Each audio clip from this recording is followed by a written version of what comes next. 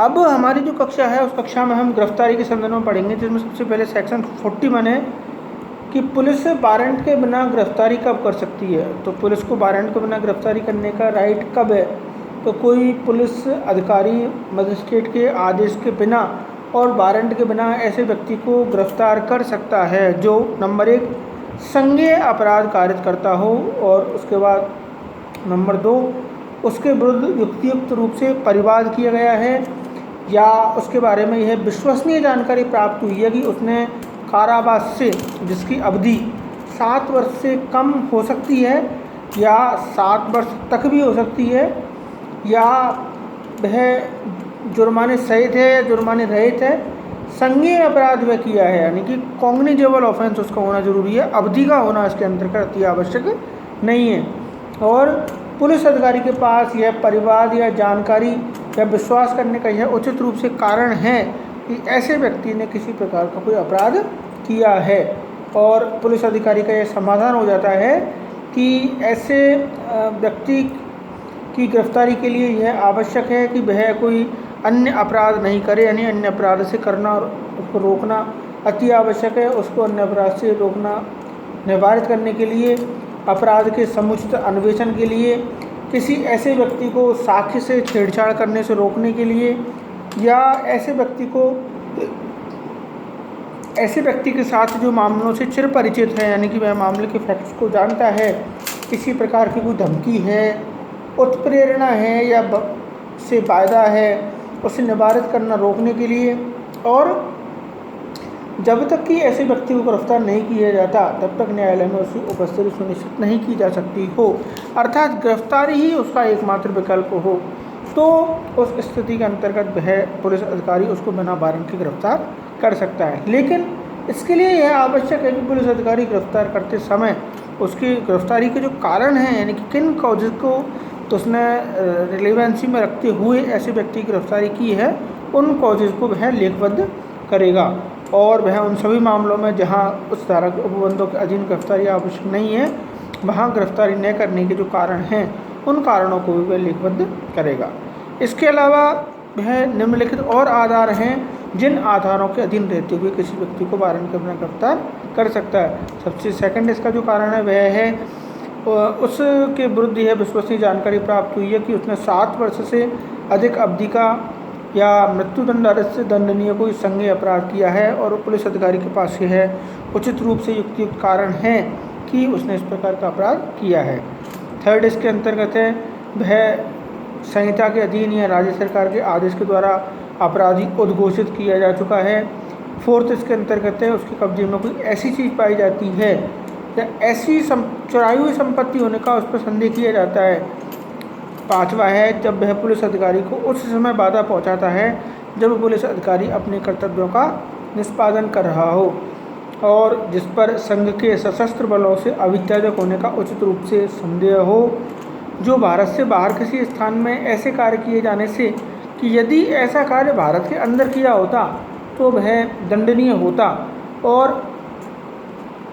इसमें और पॉइंट्स इसके अंतर्गत हैं कि छोड़ा गया सिद्धदोष होते हुए सेक्शन 356 की उपधारा 5 के अधीन किसी नियम को भंग करता है, या इसके अलावा एक इसमें पॉइंट इम्पोर्टेंट और भी आता है कि जिसकी गिरफ्तारी के लिए पुलिस अधिकारी से लिखित या मौखिक अध्यपेक्षा प्राप्त हो चुकी है और इन कॉजेज पर वह गिरफ्तार किया जा सकता है। अब इसमें है कि धारा जो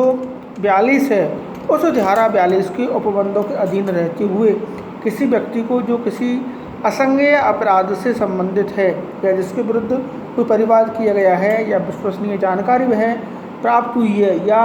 उसके ऐसे संबंध रहने के संदर्भ में युक्तियुक्त संदेह विद्यमान है, तो वह मजिस्ट्रेट के किसी वारंट के या आदेश के सिवाय उस व्यक्ति को गिरफ्तारी नहीं किया जा सकता। इसमें गिरफ्तारी के संदर्भ में जो केस है वो नीलापति बोरा बनाम स्टेट ऑफ उड़ीसा का भी है,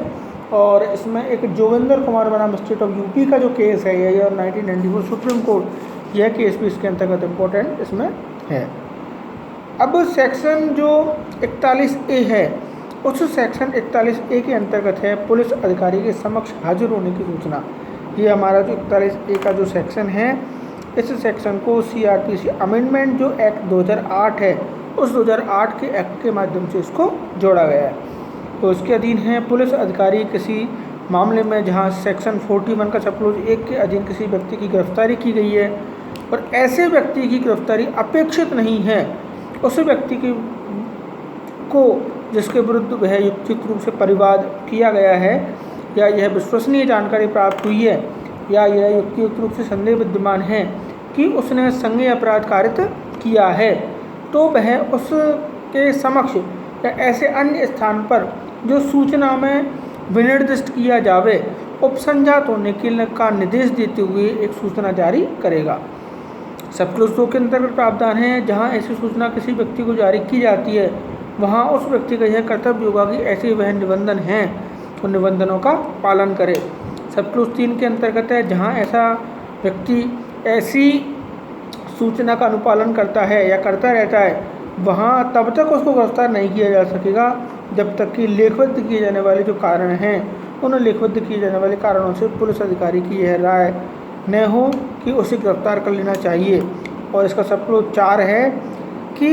जहां ऐसा व्यक्ति कितने भी समय में सूचना के निबंधनों का अनुपालन करने में असफल रहता है या स्वयं पहचान प्रकट करने का अनिच्छुक है, वहां पुलिस अधिकारी उसे ऐसे आदेशों के अधीन रहते हुए जो इस निमित्त न्यायालय के द्वारा पारित किए गए हों सूचना में वर्णित जो अपराध हैं उन अपराधों के लिए उसको गिरफ्तार कर सकेगा। सेक्शन 41 जो बी है उसके अंतर्गत है गिरफ्तारी की प्रक्रिया और गिरफ्तार करने वाले व्यक्ति के कर्तव्य। तो सबसे पहला है प्रत्येक पुलिस अधिकारी गिरफ्तारी करते समय अपने नाम की सही पहचान धारण करेगा, पर्याप्त रूप से वह टोकन धारण करेगा, गिरफ्तारी का एक मेमो तैयार करेगा, मेमोरेंडम तैयार करेगा, कम से कम एक साक्षी के द्वारा उस मेमोरेंडम को वह अनुप्रमाणित करवाएगा। इसके अलावा जो गिरफ्तार किए गए व्यक्ति के परिवार का सदस्य होगा या उस परिक्षेत्र का वह निवासी होगा जहां गिरफ्तारी की गई है या जहां गणमान्य सदस्य हैं। गिरफ्तार किए गया जो व्यक्ति है उस व्यक्ति पर अपने काउंटर साइन करेगा। इट मस्ट कंपलसरी, यानी कि जब तक अगर उसके साइन नहीं होंगे उसकी गिरफ्तारी वैलिड नहीं होगी। जब तक उसके परिवार के किसी सदस्य के द्वारा उस ज्ञापन को अनुप्रमाणित नहीं कर दिया गया हो, गिरफ्तार किए गए व्यक्ति को सूचना देगा कि यह उसको यह अधिकार है कि उसके वह नातेदार को या मित्र को जिसका नाम दे गिरफ्तारी की वह संसूचना दिया जाए। सेक्शन 41C जो है वह जिलों में नियंत्रण कक्ष के बारे में है कि राज्य सरकार है वह प्रत्येक जिले के अंतर्गत और राज्य स्तर पर पुलिस नियंत्रण कक्ष की स्थापना जो कि वह करेगी। और सेक्शन 41 घ जो यानी 41 जो डी है उसके अंतर्गत प्रावधान किया गया गिरफ्तार किए गए व्यक्ति का पूछताछ के दौरान अधिवक्ता से मिलने का अधिकार।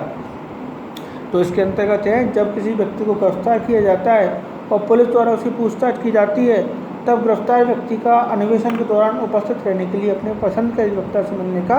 अधिकार होगा। संपूर्ण पूछताछ के दौरान उसका मिलने का अधिकार नहीं होगा। तो इस प्रकार से आज हमने सेक्शन 41 जो है घ तक हमने आज स्टडी करी। आगे की कक्षा में मैं आपको सेक्शन 42 से